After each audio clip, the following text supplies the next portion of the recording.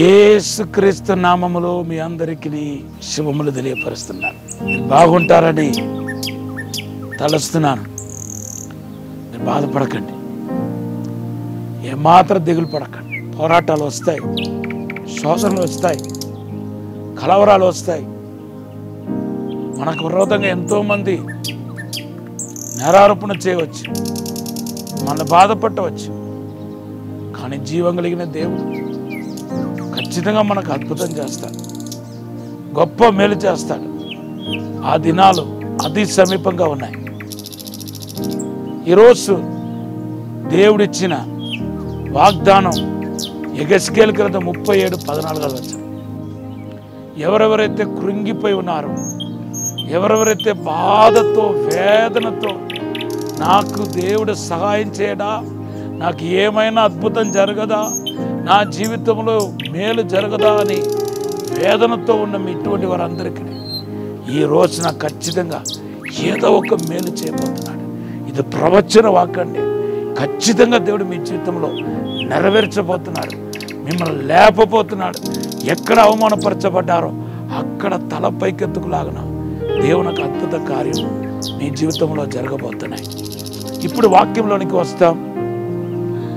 దేవుడు ఆశీర్వదించబడిన వారిని మాత్రమే పరలోకానికి ఆహ్వానిస్తున్నట్టుగా మత్తయి సువార్త 25:34 మనము చదువుతున్నాం. దేవుని బిడ్డలారా, మరి ఆశీర్వదించబడిన జీవితంలోనికి మిమ్మల్ని నడిపించాలనే ఉద్దేశంతో ఎంతో ఆశతో ప్రార్థనతో నేను ఈ సందేశాన్ని ఈ దినాల్లో అందిస్తున్నాను. నిన్న కూడా మనము మొదటి మానవుడైన ఆదాము దీవించబడ్డాడనే విషయాన్ని నేను మీకు తెలియపరచడం జరిగింది. ఆదికాండం 1:26-28 చదివితే, ఆదామును దేవుడు తన స్వరూపమందు చేసి తన పోలిక చొప్పున చేసి ఆదామును ఆశీర్వదించాడని రాయబడింది. ఒక మనిషి ఆశీర్వదించబడాలంటే మొదటి మానవుడి యొక్క స్థితికి ఎదగాల్సిన వాడై ఉన్నాడు. ఎలా ఎదుగుతాం? మొదటి మానవుడి స్థితి ఎలాగొస్తాయి, ఎలా సాధ్యమవుతాయి? వెరీ క్లియర్గా బైబిల్లో ఉంది. 2 కొరింథీ పత్రిక 3:16-17 చదివితే, ప్రభు ఆత్మ ఎక్కడ ఉంటుందో అక్కడ విడుదల ఉందంట. మన మొదటిగా పరిశుద్ధాత్మ యేసుక్రీస్తు ఒక రక్షణ స్వీకరించి విడుదల పొందిన తర్వాత మనల్ని దేవుడు ఏం చేస్తాడంటే పరిశుద్ధాత్మ శక్తి ద్వారా ప్రతి బంధకాన్ని దేవుడు తీసేస్తాడు, ప్రతి బంధకాన్ని విరిచేస్తాడు. అలా విరవబడిన తర్వాత, ఆ బంధకాలు తెగిపోయిన తర్వాత ఆ ప్రభు ఒక ఆత్మ మనలో ఉంటూ మనల్ని డే బై డే రూపాంతరపరచుకుంటూ వస్తాడు. అదే 2 కొరింథీ పత్రిక 3:17-18 రాయబడి ఉంది. డే బై డే మనం రూపాంతరపరచుకుంటూ వస్తాడు. అది కూడా ఎలాగో చెప్తాను. పరిశుద్ధాత్మ దేవుడు ఎప్పటికప్పుడు మనం ఒప్పింప చేసుకుంటూ వస్తాడు. ఎక్కడ మనం పొరపాటు పడ్డామో, ఎక్కడ మనం పడిపోయామో, ఎక్కడ మనము సరిచేయాల్సిన విషయాలు ఏదైతే ఉందో అది మన లోపల ఉండి చక్కగా ఒక వ్యక్తిలాగా మనతో మాట్లాడుతూ వస్తున్నాడు. నాకు ఈ అనుభవం ఉందండి. బైబిల్ వెరీ క్లియర్గా ఉంది. పాపానికి గురించి అంట, లోకానికి గురించి అంట, న్యాయ తీర్పు గురించి అంట ఒప్పింప చేస్తాడంట. ఆ ఒప్పింప చేపట్టు ఏదైతే కన్విక్షన్ ఏదైతే ఉందో మన జీవితంలో గొప్ప మార్పును, ఆశీర్వాదం తీసుకొస్తాయి. యోహాను సువార్త 16:7-8 అదే మనం చూస్తున్నాం. పాపాన్ని ఒప్పింప చేస్తాడంట.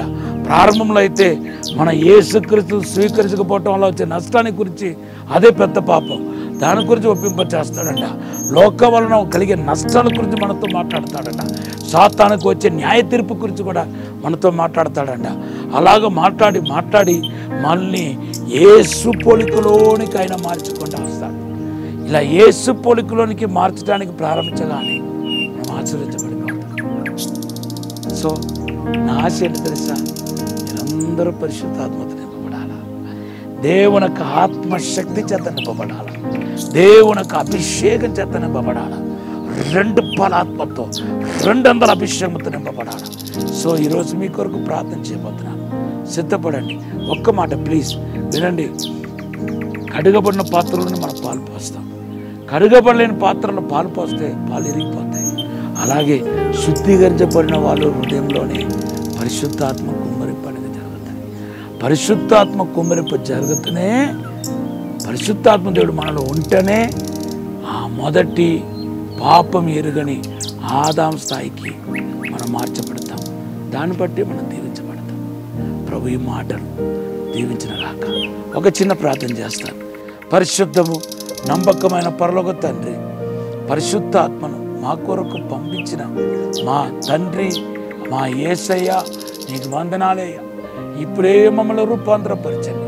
మాలో ఉన్న లోప, పాపం, శాపం అన్నిటి నుండి విడుదల దయచండి. అసాధారణమైన అద్భుతమైన కార్యం జరిగించండి ప్రభు. మీరే అభిషేకించండి. 2 పోల ఆత్మ దయచండి, 200 అభిషేకం దయచండి ప్రభు. దైవిక ప్రసన్న చేత, మహిమ చేత నింపండి ప్రభు. పరిశుద్ధాత్మ కుమరింపు జరున కాక, పరిశుద్ధాత్మ వెలుగు దిగిన కాక, మీరే ఆశీర్వదించి దీవించి బలపరచమని యేసు నామమున వేడుకుంటున్నాము తండ్రి. ఆమేన్. Have a blessed day.